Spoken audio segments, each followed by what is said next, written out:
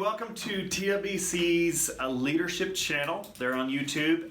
Thank you for just joining us. This is where we create these videos that are about 5 minutes. We open the doors to our staff meeting, and you're here with the staff meeting. And since our staff meeting is every other week, these videos are going to be every other week, but we think this is going to be really important to give our volunteers and to give our leaders some key principles to help us do a really good job in reaching our community.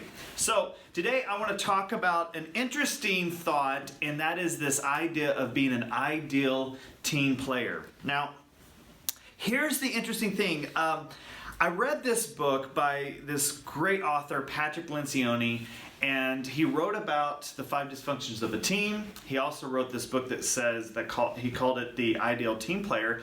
And as I'm reading The Ideal Team Player, and I've read both books, it kind of hit me that we all know this, right? That great teams are essential for success in any organization, right? I mean, this is not anything new. It's not a new concept. I don't think anyone in here would disagree and go, no, there's an I in win. You know, you do it by yourself. No one believes that. But here's the thing that even though it's not a foreign concept to me, it's this idea that great teams are made up of great players. And that sometimes we view teams as kind of like a monolithic. We view them as just a group. And really, teams are made up of individual people. Duh, but sometimes we overlook the role of the individual people in the teams because we just look at the team itself. And so this book really opened my eyes to the idea of what do you need to be in order to be a great team player. And so for the next 5 episodes, because we're in episode 20, for the next 5 episodes, we're going to be basically unpacking this book for us in 5 minutes, right?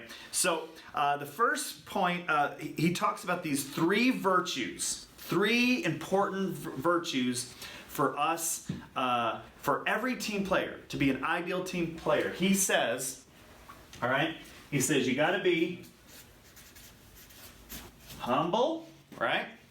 You got to be hungry, and you got to be smart.